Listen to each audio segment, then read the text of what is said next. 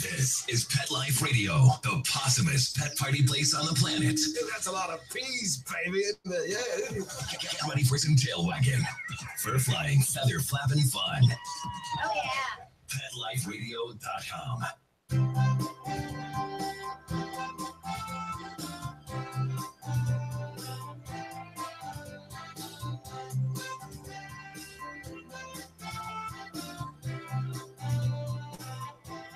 Okay. And good morning, good afternoon, whatever the case may be, wherever you happen to be at this very moment. I am here in Los Angeles where it's 9 in the morning and a gorgeous sunny day, which we could use. Usually it's the opposite. People say, oh my God, we can use some rain. We can use some rain. Well, it's been raining so much that we can use a little sunshine. And so today our prayers have been answered because it's a beautiful day out there. Nice blue skies. It's great, but we're expecting more. They're expecting more rain again. And the only good thing about that is for any of us who like the winter sports, for example, Mammoth, which is our mecca here in the California area, Mammoth Mountain. Tahoe and Mammoth are the great places to ski or snowboard, but they have like over a 20-foot base. I think it's a 24-foot base, which is unbelievable. No, it's great. So you're here live with Dr. Jeff Werber. Here, your host for the next 30 minutes on Pet Life Radio's Ask the Vets with Dr. Jeff. We're here for you. We're here for your pets. Number of ways to get a hold of us. We do want to hear from you. Anything we want to talk about, just give me a call. I know we've got an email or so. We're looking forward to maybe answer and help you out there. A couple of ways to get a hold of us. The easy old-fashioned way. Yes, I still use it all the time. It's the telephone, 877-385-8882. Once again, 877-385-8882. You can also send me an email right here live to Dr. Jeff. That's Dr. Jeff at PetLifeRadio.com. And finally, kind of the most fun way and the most interactive way, a way that you should kind of get used to doing because of the increased popularity of telemedicine and telehealth in the veterinary market, the veterinary world. But that is join us live here on Google Hangouts. Go to PetLifeRadio.com. You click on the Ask the Vets with Dr. Jeff tab, and you could scroll down and you will see a big box with a very long link. You do not have to memorize it. You just click on it. If it doesn't work, you can just scroll across it and copy it and then paste it into your browser. And that'll take you directly to me here on Pet Life Radio live, which is great. So this month, February, it's National Pet Dental Health Month. And that's, it's a good thing because, God, there are so many dental problems. And we're going to get to the second part of the show. We're going to talk about just National Pet Dental Health Month, what you can do to help eliminate some of the problems that your pets have with their teeth, and some alternatives to the best thing. Of course, the best thing is brushing, which most of us don't do. Sadly, sometimes myself included. I got a lot of pets. It's kind of hard, especially with cats. I mean, it's a challenge. Trust me, it's a challenge. Anyway, so we're going to get back to the last part of the show. So just some AVMA and American Animal Hospital Association news briefs, which I do like to share with you because kind of what's new in the marketplace, what's happening in the veterinary world. So again, we are seeing more and more of this. There is more and more talk about it. And what is it? It is cannabis. And we're talking about cannabis toxicity.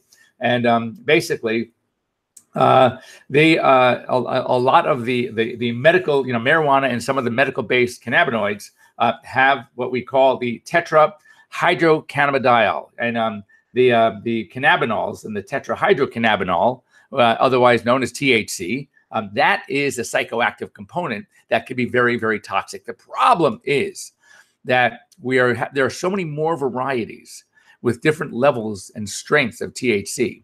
It's very hard to standardize. And until we can standardize, we can't make recommendations. In California, for example, even though now federally it's okay, a lot of states it's still, by the way, any of the cannabinoids are still what they call Schedule 1.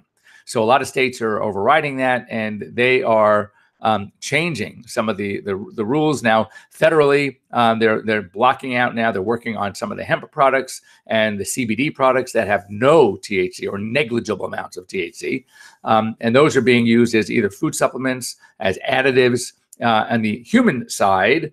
As far as categories, but in the veterinary side, in many states, including California, it's still a no-no. So Veterinarians in California, we cannot prescribe it. We cannot carry products that have it. Now, it's interesting. A client can go to a pet store here in California and buy some of these products that have CBD, but the veterinarian can't sell it from their own office. We can't send a client home and say, you should just go by the pet store or go to the pot shop, whatever, and pick up some CBD. So the rules are going to be changing now that it is legal in California for recreational use. I can only imagine that University of California at Davis is going to be joining on as what Colorado State University has been doing for a while, and that is doing more and more research. The key is, and one of my guests coming up is Dr. Justine Lee. She runs Vet Girl. She is double board in emergency medicine, critical care, and in veterinary toxicology. And we're going to talk some of the details just about what are the dangers and the concerns that we have because of this poor standardization we have in the marketplace right now when it comes to these compounds. So for now, if you want to talk to your veterinarian, if it's legal, if it's allowed, there are benefits that we've seen empirically, not scientifically proven yet, with CBD. But more importantly, it's something you need to talk to your vet because it's very, very important that you avoid anything with THC at this point until we start learning more about dosing, about toxicity, etc. This was very sad. And I'm still trying to figure out how it happened. But a 4-year-old dog was apparently electrocuted while walking on a heated sidewalk in Spokane, Washington. And apparently there must have been some short circuit or something that malfunction, and then coupled with the moisture and the rock salt putting on it, it basically made contact with the dog's pads, and this poor dog died from electrocution. So, I mean, on the one hand, I think there might be, I'm sure there are benefits, or else municipalities wouldn't do it, is to put the heated sidewalks in. But I guess there's got to be some concern with exposed wires, something. I can't imagine just coming through the cement, but it certainly could because it can conduct. But really sad. Another concern coming up, and I am totally for chiropractic. I actually did have a human chiropractor who had completed the course. I believe, I'm not sure about this. It was either Mississippi State or Missouri, in the Mizzou, but they had a course for chiropractic, and the attendees were veterinarians that were learning chiropractic and human chiropractors that wanted to learn veterinary. And you got a certification. The problem is there are differences in the spinal anatomy, and you can't, a human chiropractor, well, I guess chiropractors are always going to be human, but a chiropractor who works on people, a DC, doctor of chiropractic, you got to be very careful that they should not be working on a dog or any pet, unless they have some advanced training from the veterinary side, and it is available. It absolutely is available. There's a certification process where they can learn some of the nuances, the differences. And when they do, I will tell you from firsthand experience, because I did have a friend of mine, unfortunately, they moved to Tennessee. But while he was here in SoCal, he was a chiropractor and he took the course and was certified. And I saw a lot of benefits to his work when people come. And not only, I mean, clearly, the dog would feel better because he would come in 1 or 2 days a week. And I had clients that were actually just coming to him because without an appointment. I mean, they knew he was there. He knew it was Wednesday, knew he was going to be there on Wednesday, and they would just come in. They wouldn't do that if it wasn't helping. They wouldn't do that if they didn't see an improvement in their pet. So I think that's really cool. So anyway, just be careful, beware, just because someone's a chiropractor and just because you have read or you're hearing it from me that there are benefits to chiropractic treatments on pets. Don't think that a human chiropractor can do it without some specialized advanced training. This was a really cute story. I mean, it's good. It was a life-saving story. So this was caught on, the doorbell, the rings, the cameras. So this woman has 2 beautiful Labradors, a chocolate and a black. And I think she felt a stroke or something weird coming on. And she said this, she goes, she basically says, mommy needs help. Well, you could see this. The dogs from the house ran outside, kind of barking. They went to a neighbor.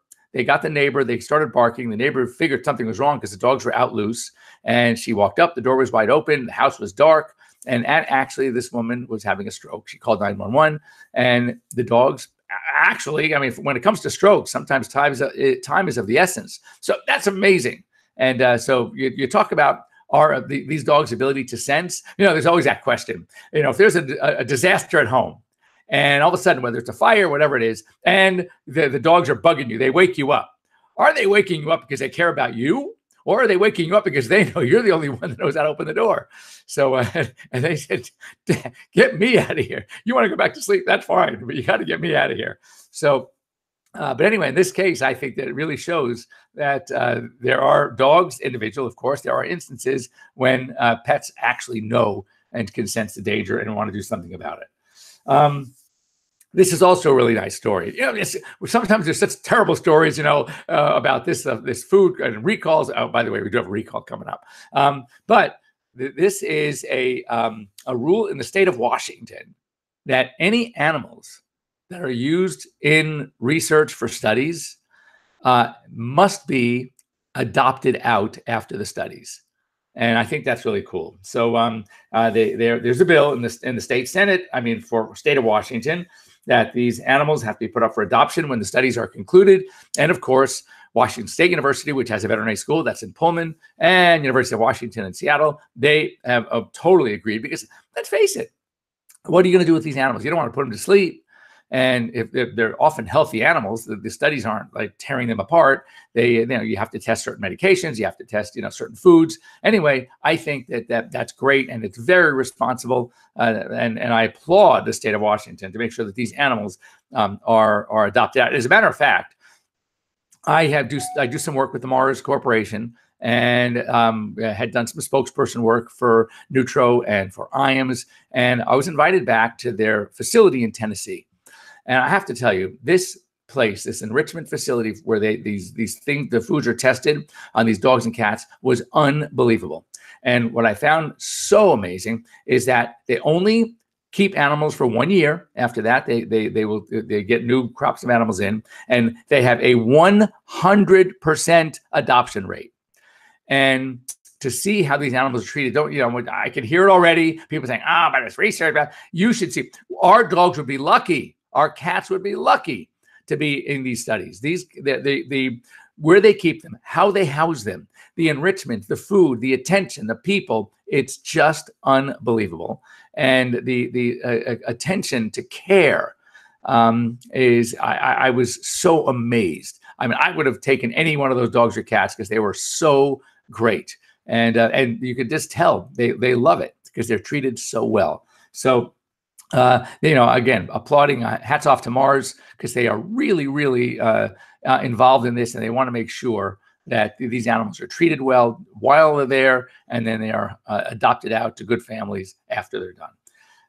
What I wanted to say about the recall, as we said, I have to throw a recall in there somewhere. So vitamin D, we know that vitamin D is essential. It's there are 4 fat soluble vitamins that they're known: A, D, E, and K. And unlike the water soluble vitamins like your B's and your C's, you can overdose, and there are toxicities. There's vitamin A toxicity, vitamin D toxicity, and they sit around longer. With the water soluble vitamins, whatever's not used, it's urinated out. So they said you can't. It would be hard to overdose on vitamin C or one of the vitamin B's, but A, D, E, and K, 100% yes. So anyway, and so though vitamin D is essential, too much can cause problems, kidney failure, for example. And, even more than that can mess up. There's a whole feedback mechanism with vitamin D, calcium. So it's very important to keep that balance. And if you have too much vitamin D, not that it's not something that's going to happen every day, and I've personally never seen it in my 35 years, but it can actually lead to death at some points. But I guess there are obviously other elements that are involved. But that's very rare. So anyway, Science Diet had a recall. They sent out a number of their foods, and that's a Science Diet prescription diets. There was I guess a mistake in the production steps, and they were put in too much vitamin D. So they sent a recall list. So you need to, if you are feeding a Science Diet product to your dogs or your cats, I think this was dog food, then you want to talk to your veterinarian. They have the list of recall foods with the lot numbers. And if you do, you'll get a free swap out. So just double check again, Science Diet, vitamin D toxicity. Certainly it's a possibility. And one last thing before we go on our mid-show break, that and again, this is something we know. As many of you know, I am a Frenchie idiot, and I have I have Frenchies. My son has a Frenchie. We love the French. I see. I probably, as far as one breed, I probably say now I see more Frenchies than I see Labradors or Goldens. Anyway, Boston Terriers, Pugs, Frenchies, English Bulls, any of what we call the brachycephalic breeds. They have really big heads. They have really short snouts. And they have the most common problems with what we call dystocia, reproductive problems. So when it comes to birthing, and that's why these dogs typically are going to need C-sections. And again, my Herbie, who I sadly, if you follow me on Instagram at Dr. Jeff Werber, you know that I had to say goodbye to Frenchie, to my little Frenchie Herbie. He was almost 14. He was like 2 weeks shy of 14. And he had a wonderful life. But the good news was, I got him because I delivered this litter C-section, and they were all accounted for. And I took there were 6 puppies in the litter. And I was the first human hands to touch these little puppies. I have pictures of them, by the way. And they were all accounted for. And I got a call. I was teasing with the guys that owned the female that, we could maybe do a barter. We can take advantage of this and have a little good time, and you'll save some money. And they no, they were all accounted for. What a bummer. Anyway, P.S. They called me 8 weeks later. Were you serious? And I said, about. And they go, about maybe working a deal out for the barter. I said, oh, hell yeah. So P.S. I got Herbie. One of the puppies the intended recipient had to back out, and he was available. And he gave me, like I said, almost good 14 years. And as I said, the sad part, happy, I was the first hands to hug him, and sadly also the last. Anyway, just know that they have issues. When we come back, I'm going to show you a picture. I think I'm going to find it of an amazing litter of French bulldogs. That was really cute. Anyway, so don't go away. We'll be right back after these short messages, and we are going to talk about National Pet Dental Health Month, and we're going to talk about how we can help you care for your pet's teeth. We'll be right back, right after these messages. Stay tuned. Today's episode is sponsored by Hanover Square Press and The Secret Language of Cats, How to Understand Your Cat for a Better, Happier Relationship by Suzanne Schatz. Have you ever wondered what your cat is saying? In The Secret Language of Cats, Schatz offers a crash course in cat phonics to help you crack the cat code. Perfect for the fans of The Lion in the Living Room and the inner life of animals. The Secret Language of Cats by Suzanne Schatz is available for purchase today. Molly, here's your dinner. Zeus, that's not your food. Don't let that happen to your precious cat. Elevate your cat's eating experience with the Cat Tree Tray. The Cat Tree Tray keeps your cat's food off the floor and conveniently located on the cat tree. It's the perfect way to eat. It's a beautiful wrought iron tray that easily attaches to your cat tree and keeps dogs and other critters out of your cat's dish. A must for multi-pet households. There's a 6-inch tray for large bowls and a 4-inch tray for smaller bowls. Purchase your Cat Tree Tray today. Go right now to cattreetray.com. That's cattreetray.com. cattreetray.com. Hey. It's designerpetsweaters.com. Hand-knitted designer sweaters for your precious pup or cool cat. Beautiful couture patterns for your pets, including custom-knitted formal wear, casual wear, yachting, and even sports-themed. Many designer pet sweaters include feathered tammy hats, top hats, and a lot of sparkle. Each sweater includes leg loops, front paw sleeves, and leash openings. Visit designerpetsweaters.com to order your four-legged fashions today. Your pets will stay warm for the winter and be runway ready. Large or small, we fit them all. DesignerPetSweaters.com. Does your dog itch, scratch, stink, or shed like crazy? Come to Dinovite for help. Order a 90-day supply of Dinovite. Dinovite for life. Pick up 2 tubes of Dogicides. Get the 3rd tube free. Peppermint, tea tree, lavender, Dogicide shampoo. Made with all natural coconut, jojoba, Not aloe, yet, great for looking healthy now. skin and soft, Okay. shiny coats. But no itchy, harsh chemicals. Lather up, rinse Not away Try Yeah. Dogicides. Buy 2, Looking get now. 1 free. at Okay. Dinovite.com. DINOVITE.com. Begging to hear more of your favorite show? Full episodes of all our shows are available on demand. Go to PetLifeRadio.com to fetch our entire lineup of Possum Pet podcasts. Also, dig us up in iHeartRadio and iTunes. Let's talk pets. Live and on demand only from Pet Life Radio. Let's talk pets Let's talk pets. on Pet Life Radio. Pet Life Radio. PetLifeRadio.com.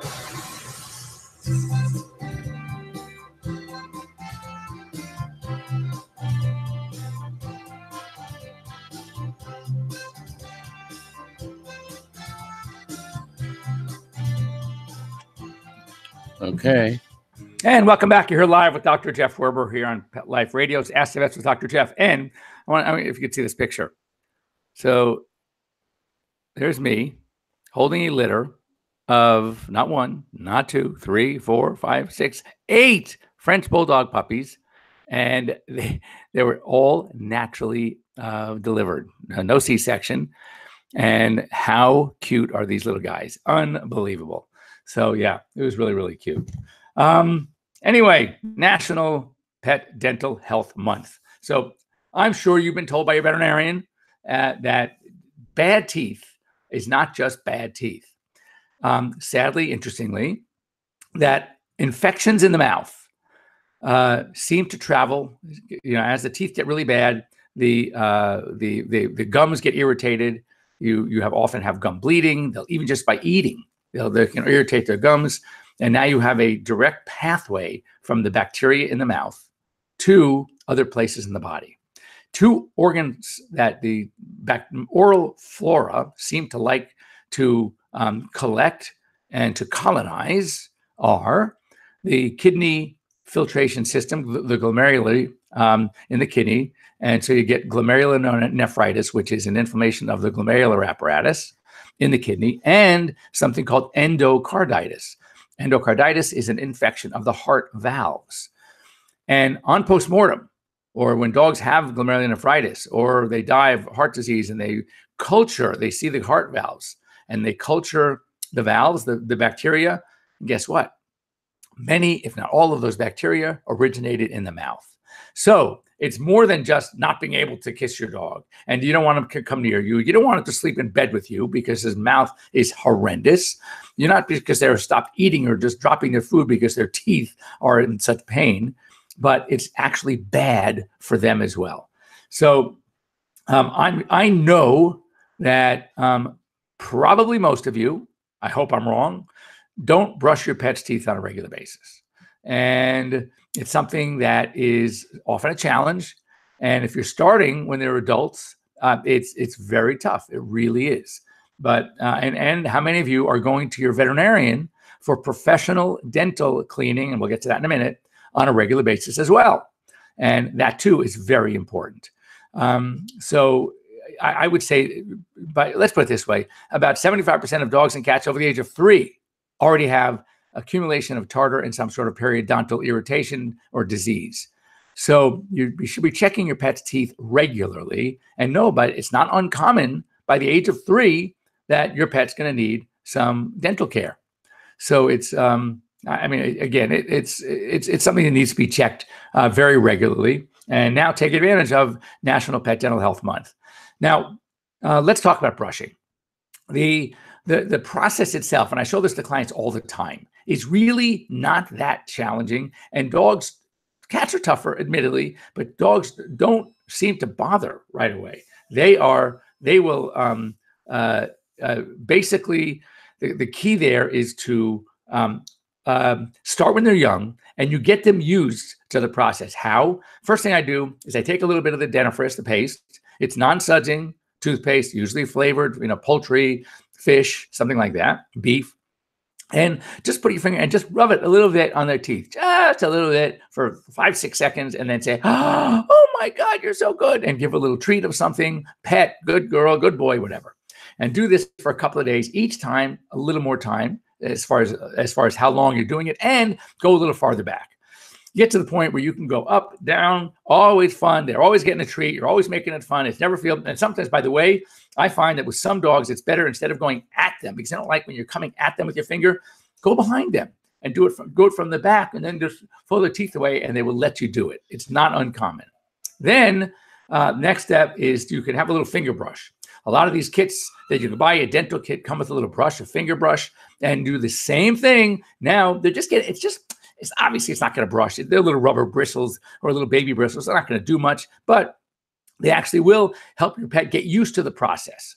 All right. And then once they're good with that, you can finally graduate to a brush. A lot of the brushes have a big brush, a small brush, a big side, a small side, whatever's appropriate for your dog. The key is to do it regularly. Always make it fun. Always give some sort of reward. Do it before a meal, before a walk, before a little treat. That way they start making the Pavlovian association that every time mom or dad comes at me with their finger or this brush, whatever, I'm going to eat, or I'm going to go for a walk, or I'm going to get a treat. So it's very important, but you want to start young. And I can show people, I have them come in my exam room, even an adult dog, and within seconds, I'm going up, down, back and forth, and they're totally fine.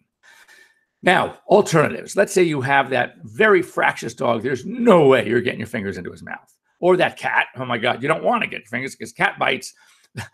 I've been bitten by many dogs, and I wash it soap and water, and that's about it. But with a cat, that's where you got to worry, because cat mouths are pretty bad with their bacteria. So what else can you do? Well, certain chew toys are known to help with the tartar and the plaque, such that, for example, the Dentastix or the Greenies have really good stuff out there that you can use to help actually peel away the tartar. Don't think for a second that because you're feeding your pet dry food, that's going to do the trick.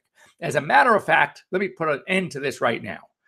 When you look at what teeth typically build up the most tartar, calculus. Which ones are they? They're the molars and the premolars, the teeth they chew on. Now let's use a little logic. If the hard food was going to help clean those teeth every time they bunch and crunch, right? You would think those should have the least amount, but they don't. They have the most amount, because plaque, which is the film left behind because people aren't brushing their pet's teeth after every meal, like we do with ours. We brush a couple of times, 3 times, 2-3 times a day. So that's why we don't typically have that much plaque. And even though we do, we still have to go in for professional cleanings. So you can imagine what's going on with your pets that aren't getting the brushing.